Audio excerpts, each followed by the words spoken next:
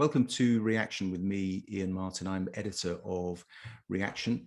Subscribe to Reaction on YouTube by clicking the button. I'm joined today by Reaction columnist, best-selling author of The Power of Geography, the brilliant Tim Marshall.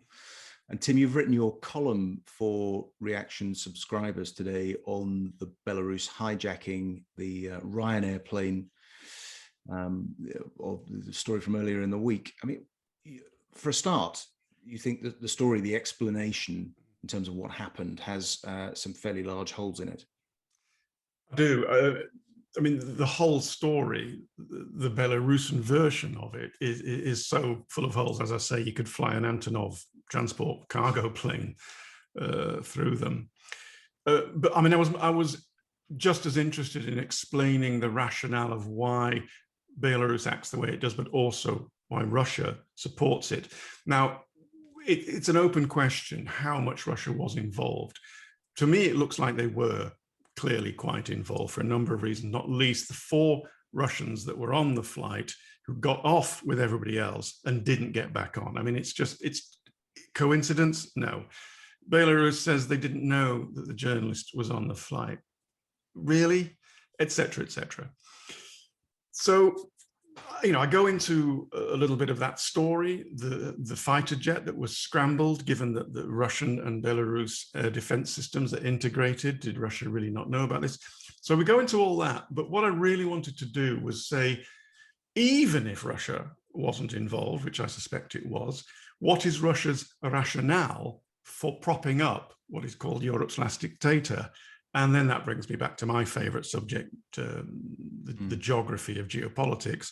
And, you know, it's a look at the map, and then I look at history, and then you realize why Putin props up Lukashenko, even though actually it is said he actually dislikes the man. And is it the case that Belarus is almost a buffer zone? Yes. And Yeah. why is it significant? It's even more significant than it used to be, and it's always been significant. But once Ukraine flipped into the Western sphere of influence, that removed the biggest buffer zone between Russia and the West. And here's where I completely understand Russia's anxieties. I think they're misplaced in the 21st century, but I completely understand them. When you know that Napoleon charged across that flat ground, the Germans twice, the Poles, the Swedes, even the Lithuanians, then you understand why Russia is extremely anxious when it sees what it regards as a potential enemy coming towards it. And when the Cold War ended, they say there was an agreement that NATO would not come up eastwards. Well, it has done. So they're nervous. Then they lose Ukraine. They're even more nervous. They even start a war to get a sliver of it as a buffer. Which brings us to Belarus. Last August, Lukashenko almost certainly stole the election. He's been in power for 26 years. You know, that tells you something. I mean, who's popular after 26 years, apart from the Assad family? Well, I don't know. I mean, at this rate, Boris Johnson will still be in power for 26 years if the Labour Party continue to make such a spectacular mess of things. But I yes, take the point. No, you're right to bring that up, but there is a credible opposition in Belarus. So I just briefly detoured to Syria because Assad has just won with 95% of the vote. This is a man whose father killed 30,000 people in Homs over 3 or 4 days a couple of decades ago. You know, the very idea that anybody can get 95% is a nonsense. Now, Lukashenko didn't get... Just on the Assad point, I mean, funnily enough, I walked past the old Syrian embassy in Belgravia the other day, all boarded up, and it just made me think about normalization. And it's happening. It is happening, is it? The Syrians are being... Yes. It'll take a lot longer reintroduced for the relationships to be normalized with the Western world, but the Arab world has already pretty much decided he's won. We're going to have to deal with him. We don't want the Iranians having complete influence, and the Russians, over Assad. And so many of the countries, even Egypt, well, yes, no, actually Egypt, UAE, the Saudis, they all wanted him gone. they've realized he's not going to go. But that 95%, I mean, you know, social media, you'll still find people that believe it. And you think, do you really not know enough about how societies work to think that somebody can have 95%? Yeah. Or are you just deliberately, you know, backing him because for your own reasons? And what signal though does that send? I mean, it's not obviously not a positive signal. After all of that, he survives. Well, a lot of the areas he doesn't control, obviously. Sorry, Ian. A lot of the areas he controls, he doesn't control, either couldn't vote or boycotted the vote. So, I mean, it's quite possible he would win an election in the areas he does control, not by 95%, but he could win, because I always argued from the beginning, when I used to go over there and cover the war, that this idea that the whole country was rising up against him was a nonsense, because you looked at the demographics and you looked at the minorities who were worried about what would happen to them, and he always had some support. It's the only sort of row I've had on social media about it is 95%. Don't be so naive. Yeah. Lukashenko did not claim, wasn't stupid enough to claim those sorts of figures, but there is this credible opposition. Now, he beat them off the streets very violently. Opposition leaders and journalists fled, and he was helped both diplomatically and with equipment and advice and all the rest of it, but by Putin. Why? Because, as we said, Putin cannot allow a color revolution in Belarus, because the opposition, they're not massively pro-Western, but they would certainly lean in that direction, make friends with the Baltic states, etc. And that does two things. Finally, I get to the geography. There's three geographic things about Belarus. One, it is flat. It's that flat ground which you worry about if you don't control it, because if you don't, somebody else might, and it's very easy to get to you. Second is the Suwalki Gap. When you look at Kaliningrad, the exclave on the Baltic coast, where the Russians have a big military base, it's only 40 miles across Poland until you get to Belarus. So that gap, which leads from Poland up to Lithuania and the Baltic states, as I said, 40 miles wide. And there's a corridor going through it to allow the Russians to connect to Belarus. If you cut that gap, you have cut off the three Baltic states. And Russia wants to have that potential power. If in the event that Lukashenko was going to go down and Russian troops moved in, you would now have Russian troops only 40 miles from each other, Belarus, Kaliningrad. That's the first thing. Sorry, the second thing. And the third thing is the Smolensk Gate. And this is at the very eastern border of Belarus, as it borders Russia. Just into Russia is Smolensk. There's a river system there which channels you, if you're moving military troops in either direction, it challenges you into this 40-mile, again-ish, wide gap. The 1st Guards Army controls and holds it, and they are the buffer to anybody coming eastwards towards Moscow, or that's how you funnel out into Belarus and through onto Poland. So again, he cannot afford for Belarus to flip, and one day, who knows, 10 years, 15 years, they join NATO, and now NATO is actually 300 miles from Moscow. Yeah. So a lot of people say, well, that's not going to happen, but countries don't think like that. They think about what could happen, what potentially could be the issue. One of the examples I use, it's not an exact example, is in 1933, just before Hitler took over, Germany was on its knees militarily, couldn't do all sorts of things, but 9 years later was at the gates of Moscow, just 9 years.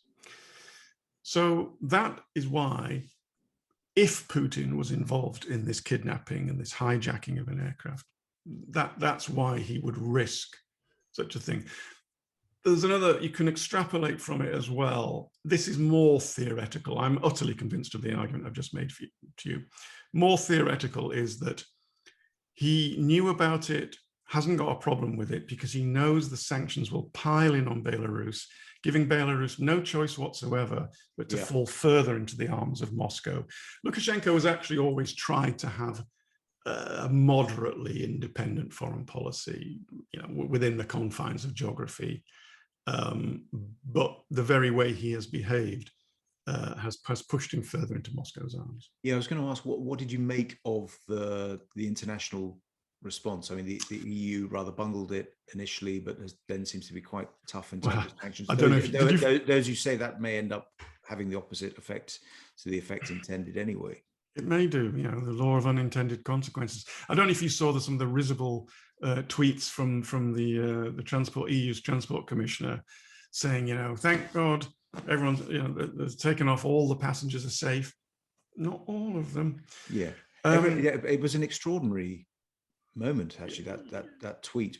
Maybe naivety. Yeah, effectively said. I mean, you know, everyone's safe.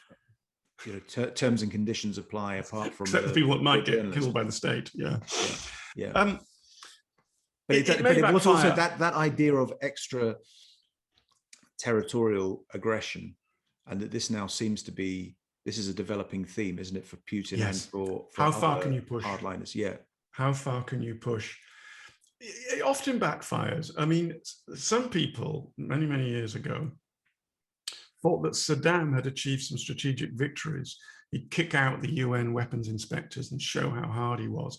But what it actually really did was all build up over the years to an eventual catastrophic defeat, not just for him, but for Iraq and its people. I mean, that's a slightly different point, though. So, you know, he's a weak man trying to play a strong card. And to a lesser extent, so is Putin, but Putin's a lot cleverer than him. Now, about it backfiring, this is a real conundrum for the EU and the other powers. You can't just let it slide. But when you put these sanctions on, you are driving further into the arms of Moscow. The Belarusian people may suffer. Potash apparently is one of the industrial sanctions that they could put against them. So A, you might hurt the Belarusians because that's not targeted sanctions. B, you can push them further into Russia's sphere of influence, and C, they will double down on the repression. But they have to do something, because this is another order of magnitude of his behavior, which again, you know, it further divides us, it further splits us, it's further adding to what I believe to be a form of Cold War between Russia and much of the outside world. But they're caught. They can't do nothing. They can't go to war. And as I say in the column, they can't even do so much that they risk Lukashenko almost tottering from power and triggering a Russian military intervention, which then just completely locks Belarus into Moscow. At some point, they'll almost merge the two countries. Yeah. But isn't it? It's another example, surely, of the EU being incapable of thinking in terms of geopolitics and strategy. It's not necessarily a criticism of the EU. It's just the reality and the way that it's structured. Of course, it wants, in theory, it aspires to and has a foreign policy, but it isn't, despite what a lot of Brexiteers said, it isn't a state. It's a hybrid.